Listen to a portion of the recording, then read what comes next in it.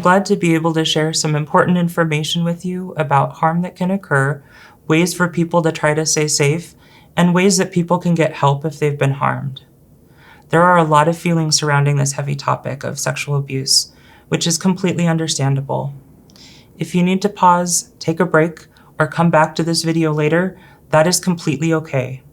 I hope you can do what you need to be comfortable so that we can discuss this difficult subject together.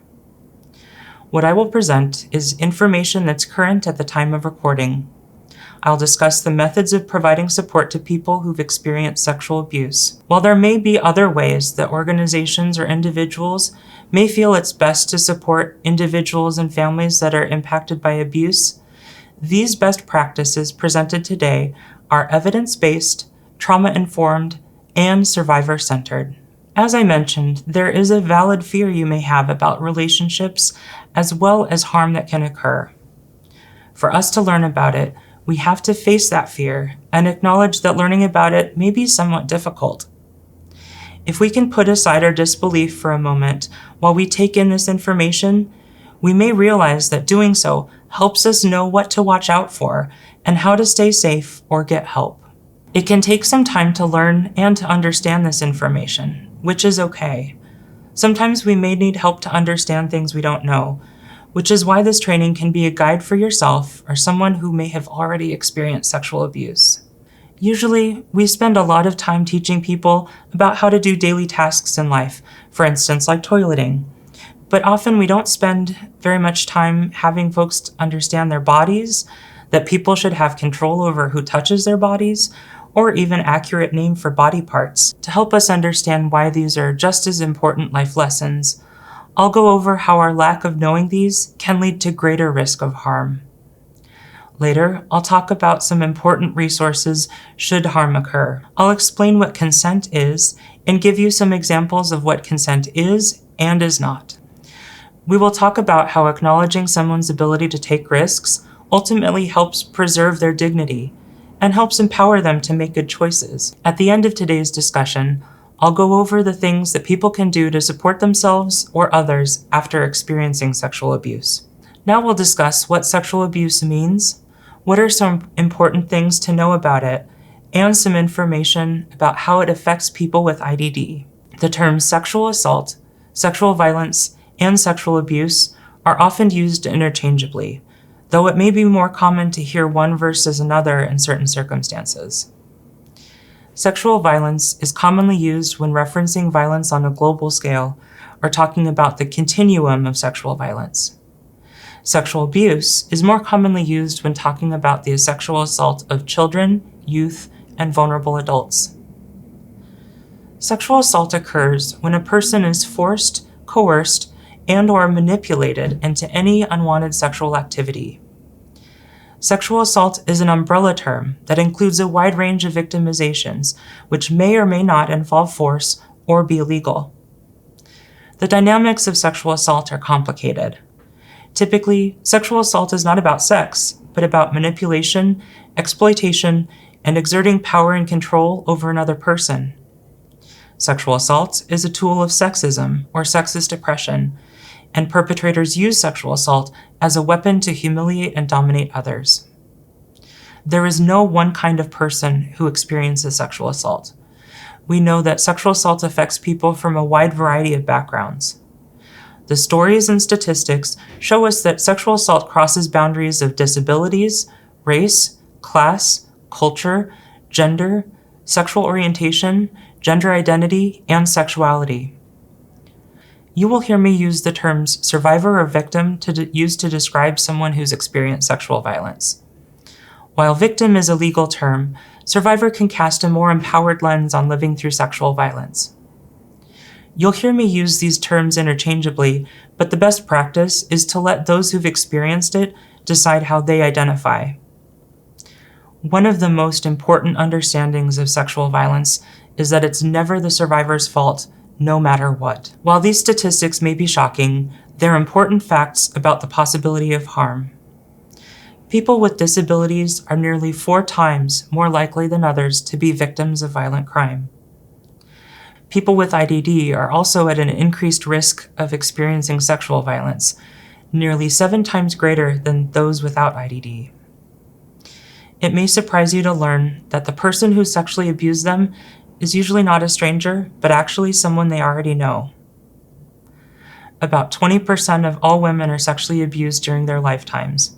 However, nearly 68% of women with intellectual and developmental disabilities will be abused before they're 18 years of age, and up to 90% of them will experience these crimes over the course of their lives. You may be curious as to who would sexually abuse someone with IDD. Well, as I mentioned, people who sexually abuse are more often known to the person they abuse. From the data available at the time of recording, 58% of folks are known to the individual versus 42% of these folks are unknown to them. Within that 58%, 33% are friends or acquaintances, or sometimes caregivers. 14% are related to the individual by blood or marriage, and 11% are personal, intimate partner relationships. Why do you think most people who sexually abuse a person with IDD are known to the survivor? Well, there are a number of reasons, but mostly because it can go undetected or hidden in plain sight. Most people don't suspect someone who's a relative, friend, caregiver, or intimate partner to cause sexual abuse, so it goes unnoticed. People with IDD often experience intense isolation and may not disclose or choose to hide their abuse for fear of losing the few connections they have.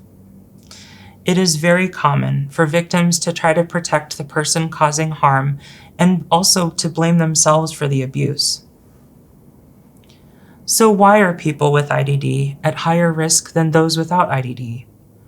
Well, it's often the case that people with IDD are taught to do what others around them tell them to do, not just in childhood, but throughout their whole lives. Others are usually taught to obey their boss at their job, their teacher at school, their doctors, and others in positions of authority. People with IDD are sometimes not taught about what sex is, what sexual acts are, or even the real names for their body parts. Others are often taught about human growth and development, or sometimes called sex ed or sexual education, which includes descriptions of sex and physical anatomy.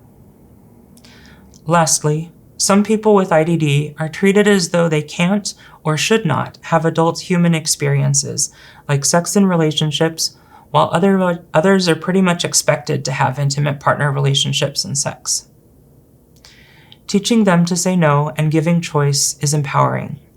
People with IDD are not children as they enter adulthood. How are they going to say no to someone if they've never done it or known that it's okay? Let's take a look at some potential things that could mean someone has experienced sexual abuse. First, maybe someone's usual behavior or emotional demeanor just seems off. They're not their usual selves. Maybe a routine they usually do is off, or they don't want to do some things they once enjoyed. Maybe they become more reserved or shut off, not wanting others in. Maybe they avoid interactions or conversations, or maybe they do the opposite and start trying to get more attention. People react in many different ways after being sexually abused. Someone could be experiencing hypervigilance, which means that everything around them is a source of fear, or they have a intense reaction or response. Perhaps they're more annoyed by things that only used to mildly annoy them, or maybe they don't want to do things they used to. Someone could start making choices they hadn't previously, like drinking, using drugs, or harming oneself. Maybe someone feels like bad things that happen are now somehow their fault. Sometimes people try to focus on the past and the way they were before they experienced sexual abuse. This could look like being even more focused on their usual routine and being more upset than usual if something happens that disrupts it. Maybe someone can't put down their phone or can't stop looking at social media platforms like Facebook or Instagram, or they worry about missing a message. It could be that they've been harassed online, or that someone has used a naked photo they shared with them to share to others without their permission. While looking through all of these signs that it really could be overwhelming or uncomfortable for us to consider that sexual abuse may be a reality. Our fears can be so extreme to the point that we ignore or delude ourselves that we shouldn't pay attention to those signs or to recognize if they are present. Our own wants and hopes for the positive and safety can impact our perception of the truth and can result in us talking ourselves out of the likelihood of harm. Again, we must remain both non-judgmental or objective and curious about things before believing or assuming it is or isn't happening. After hearing about what sexual violence is, how pervasive it is within the IDD community, and possible signs of it occurring, you may be asking yourself, well, what can be done? How do we help someone who's experienced sexual abuse? Well, we'll go over the following topics. First, things to teach people with IDD to try to prevent it from occurring in the first place. Second, what basics we can teach others about having healthy relationships. Third, ways to be able to talk about sexual abuse in a way that supports someone to identify it if it happens. Fourth, understanding how consent is a key component of safety within relationships. Fifth, how we can support someone to make their own choices and see that there is dignity in risk.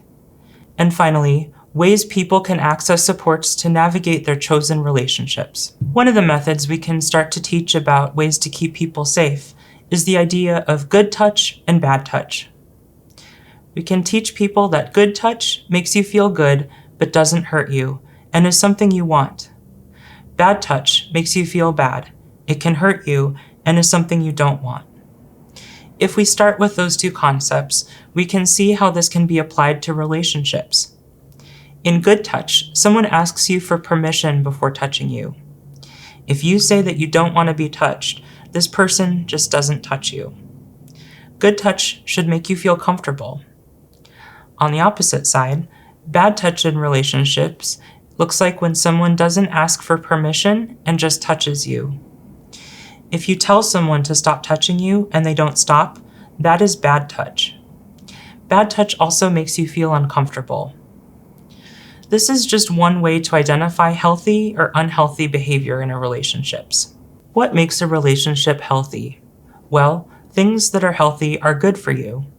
Exercise, eating whole foods like fruits and vegetables, and drinking plenty of water are all behaviors that are generally good for you.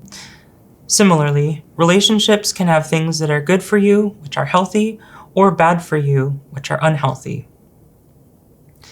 Healthy relationships maintain trust, respect, and choice between each person in that relationship. Unhealthy relationships may not observe trust, respect, or choice in one of the people in that relationship. Healthy relationships have people who respect each person's boundaries and personal space. Boundaries include things you say no to or things that you've expressed you won't do. You may consider them as your personal rules on how you want to be treated or respected. However, boundaries aren't rules that limit the other person's choices unless it has a direct impact on you. For instance, telling someone they can't go somewhere isn't a boundary, that's just bossing them around. An example of a boundary would be that you don't want someone to yell at you. Personal space means that each person deserves to not be touched, to have some time alone if they want, or that there's some room around them where others don't invade. Unhealthy relationships are one in which one person may not listen to someone who tells them their boundaries, or doesn't follow their instruction when they tell them to stop. Unhealthy relationships also may not respect that each person has their personal space in which others don't have the right to invade. In healthy relationships, each person understands that they get to make their own decisions and doesn't try to make the decisions for the other person. In unhealthy relationships, one person may try to control the actions of the other person. This person may try to make decisions for that other person. They may try to say the other person can't talk to a specific individual or to go see someone because they're jealous of those interactions. This is unhealthy behavior. When you're supporting folks, it's important to stay curious and non-judgmental about their choices and decisions. Having open, non-judgmental discussions about others' intentions and the consistency of those intentions can be vital for folks to choose who they want to include in their lives. What can speak louder to them than friendships or relationships they may choose is the consistency of your support. You have that power to be there for them as they navigate challenges in that relationship and validate their autonomy of their choices and bodies. You play an important part in their network of support. It's crucial to recognize and honor the influence you hold within their lives. Now we'll define what trust, respect, and choice involve. One of those components of healthy relationships is trust. Trust means that you genuinely believe the other person will do what's right by you. All relationships involve trust. Trust takes time. You have to get to know someone before you can trust them. Getting to know someone takes time. You figure out who you can trust by their actions. People who you can trust keep their promises. People you can trust tell the truth. People you can trust stick up for friends and family. People you can trust don't cheat. People you can trust don't steal. Respect is showing that you care about people. When you respect someone else, you show them that you care about their thoughts, feelings, and interests. When someone respects you, they show you that they care about your thoughts, feelings, and interests. You figure out if someone respects you by how they talk to you. Someone who respects you listens to what you have to say. Someone who respects you wants you to be happy. Someone who respects you asks how you feel. Someone who respects you tells you how they feel. A relationship that is healthy is a relationship that respects that each person gets to make their own choices. Sometimes choices will be made together, like what activity to do or what movie to watch. In a healthy relationship, you still get to make your own choices, like which friends you get to hang out with, what foods you like, or how you spend your time.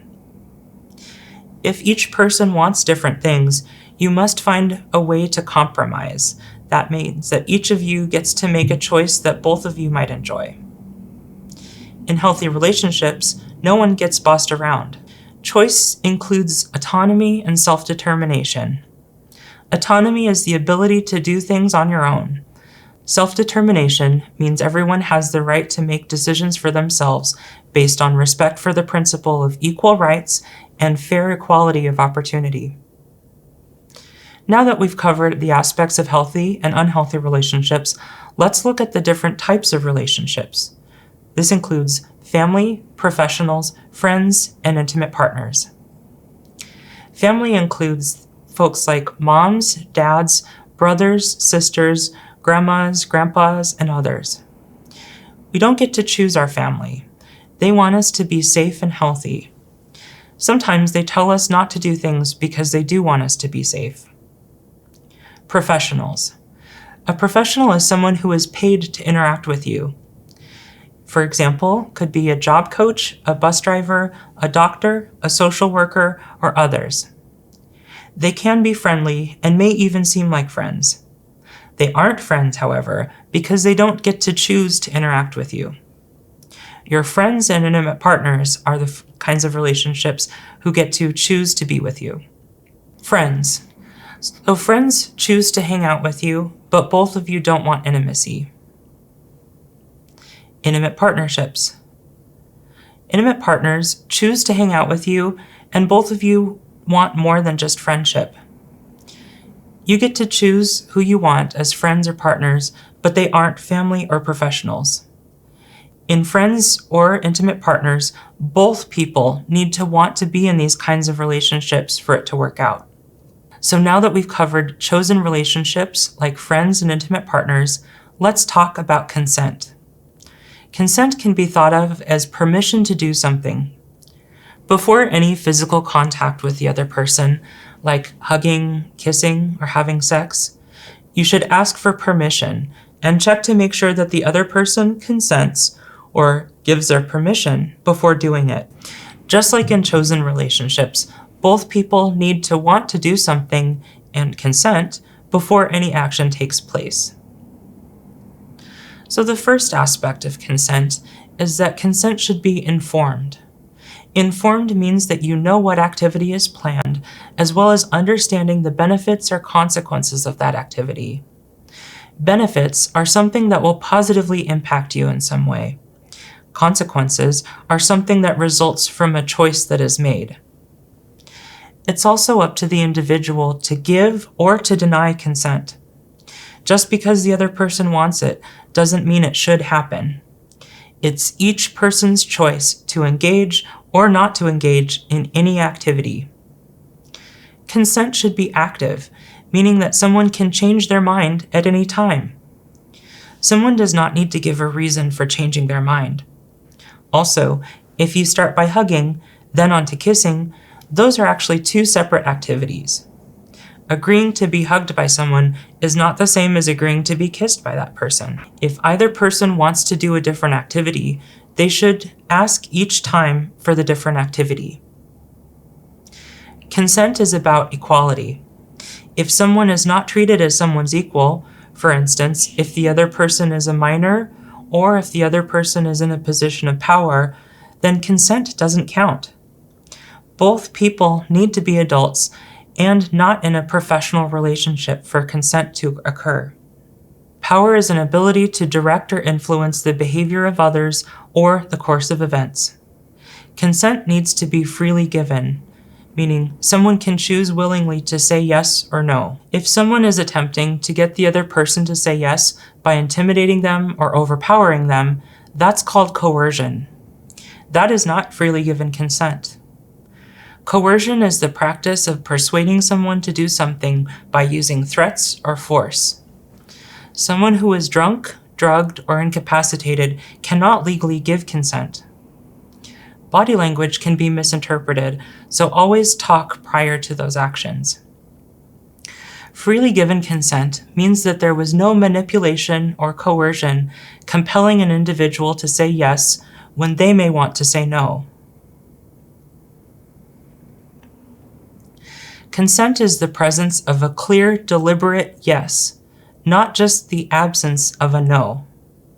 If a person does not object or fight back, that's not an indication of consent. Just because someone is in an intimate partner relationship, that doesn't mean that someone has to give their consent. Also, just because someone has consented to that activity in the past, doesn't mean that they consent to it now or in the future. Someone gets to decide if they do it for each time that someone asks. Consent should not be given just because others around you are doing it. Every person gets to decide what they want for themselves, and other people's opinions should not influence or dictate what each person gets to decide. Consent does not only exist when someone decides to engage in a sex or intimate partner relationship. It can exist in everyday interactions, like showing love and caring with family, like hugging or kissing. When we say things like, "Would you like to give grandma a kiss?" we are teaching them how they matter and modeling that interactions or intimacy is not foisted upon them. When we practice these behaviors every day, it becomes easier to practice consent in intimate partner relationships. Grooming, in terms of sexual abuse, means that someone is concealing or hiding their sexually predatory behavior. People who are adept at grooming are good at getting people to do what they want, so they may find a moment to sexually abuse the person they're targeting. They can seem to be like nice, likable people who make a good friend or intimate partner. Often, these people use a profile that's not really them. Using this fake profile, they can make themselves seem like a different age, gender, or entirely different person than who they really are. After some time engaging with the person they're targeting, or perhaps in interacting with the support people around that person, they will try to get their target to do things like have sexual conversations online or by text. send naked images of themselves, which is sometimes called sexting, sending sexual videos of oneself, doing something live on webcam, or to try to meet up with them in person. Many times, they may be a stranger to the person they're targeting, but not always. They may have met or seen the person they're targeting and then will try to get them to do something sexual. They will try to get the person they're targeting to keep it a secret or to make it like it's a game not to tell anyone. Sometimes they threaten the person by saying that harm will come to them or someone they love if they talk about what happened. If this has happened to you, it's important to remember that it's not your fault. People generally want to be liked, get attention, and have someone interested in them as people, just as anyone else. Groomers are good at getting people to trust them, so remembering it's their fault for causing you harm, not yours. It might be very important to find people you can trust to talk about your relationship. It can be easy to think someone cares about you, but really just wants something from you, like money, attention, or sex. Because we care about this person, we may not be able to see that they are abusive. Someone we trust who is not in that relationship can tell us what they think or how they feel. In our region, you can talk to someone who's trained in recognizing abuse by calling 509-326-2255. If you're outside of our region, just search for your local domestic violence hotline. If you are being abused, remember that it's not your fault. You can do something. Reaching out for help is that first step. People who want to help you are available. So you may be thinking, if the risk of harm in relationships is so great, maybe that risk is just too high. The reality is that folks are in relationships all the time, with their friends, their family, with professionals. However, often people see intimate partner relationships in a different way, maybe not being an option for people or certain individuals. The reality is that people with IDD, just as anyone else, are capable of having those same human experiences. Acknowledging someone's ability to take risks ultimately helps preserve their dignity, and it helps empower them to make good choices. Dignity is the right of the person to be valued and respected for their own sake, and to be treated ethically. Dignity of risk means that there's an inherent right of every human to make their own choices. The more you can open up conversation or discussion about what is healthy or unhealthy, the less likely someone may be to find themselves in a situation where harm is more likely. While some people use supported decision-making, some people have a full guardian, and some people have the legal right to make their own choices. In any case, there is dignity in honoring someone's choices, even if it results in a mistake.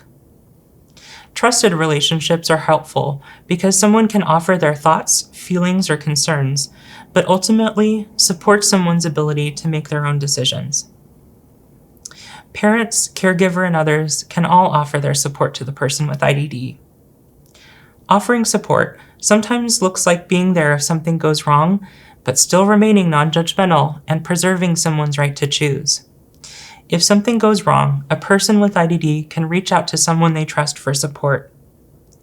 Trust involves being able to make mistakes, learn from them, as well as understanding that each person wants for the other person's happiness and safety.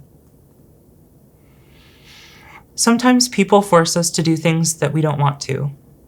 If this involves exposing or touching genitals for sexual gratification, having sex, or taking or sharing sexual pictures without consent, this is called sexual abuse. If sexual abuse happens to you, it is not your fault. You are never to blame if somebody sexually abuses you. You have a right to not be sexually abused. Sex without your consent is a crime. It can sometimes feel bad to talk about, but when you're ready, you can find someone you trust to talk about what happened. Even if the person who sexually abused you told you to keep it a secret, it's always okay to tell someone you trust that it happened. That way you can get some help. So now let's look at some of those ways you can get help. So, a community sexual assault program, or CSAP. This is a community program that is not part of the government, law enforcement, or courts. They're usually a nonprofit organization. A CSAP is a community-based program which can include behavioral health counseling or community-based crime victim advocacy to support families or individuals after experiencing sexual abuse. Advocates can assist survivors or family of survivors to know their rights under the law.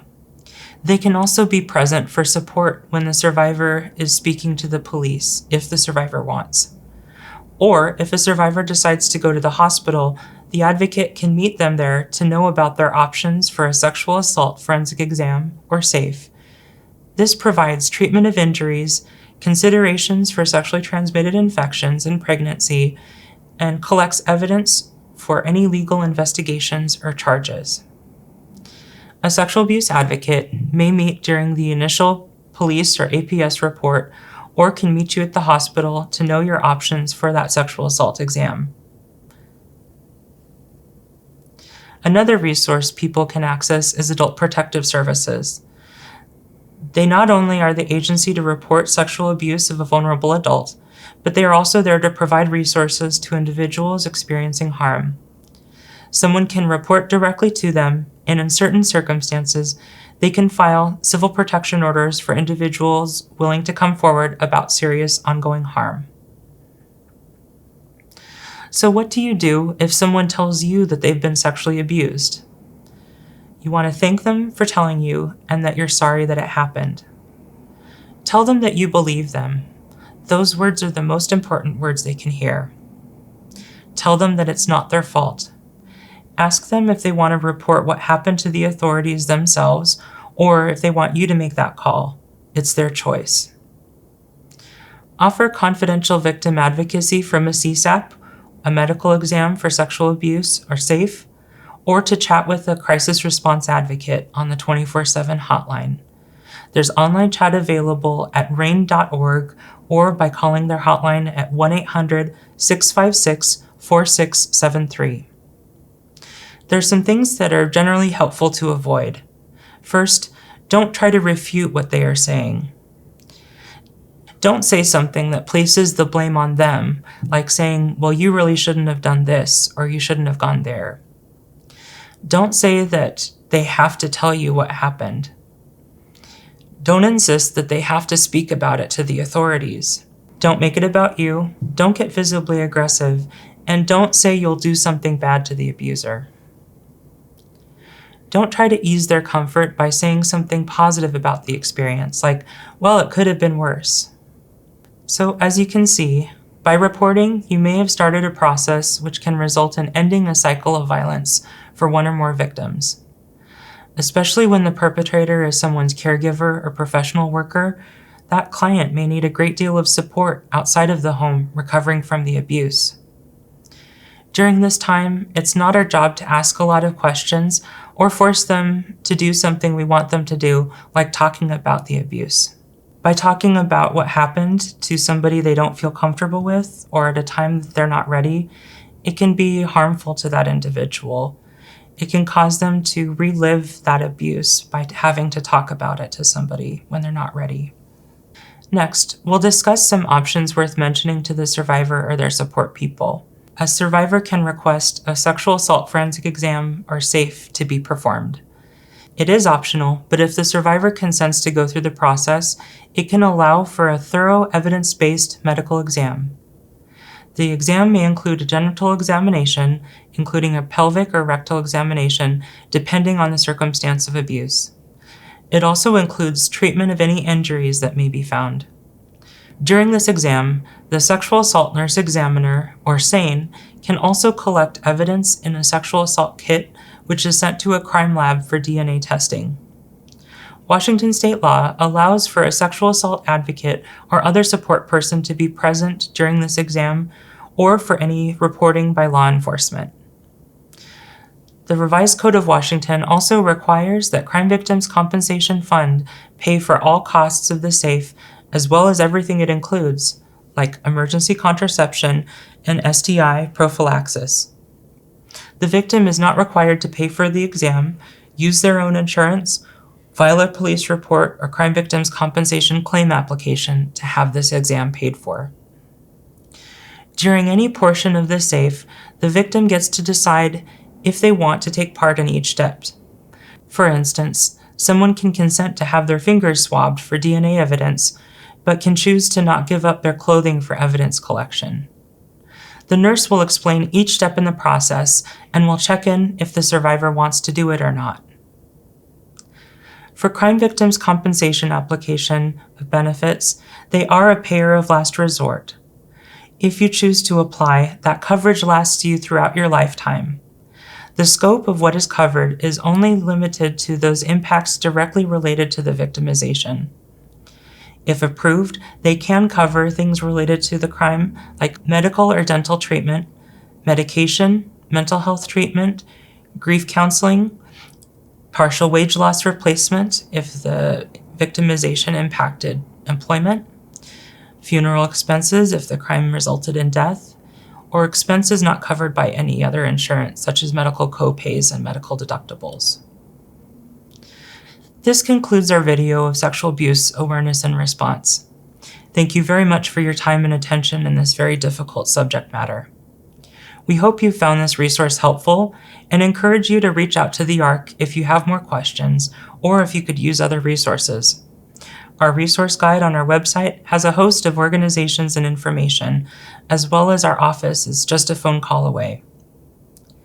The ARC's advocacy and family support team can be a hub for families needing support or with questions on how others have dealt with challenges they face. Other programs at the ARC may help others work towards an inclusive, fulfilling quality of life, such as supported employment, supported living, financial support, or community inclusion programs. Thank you.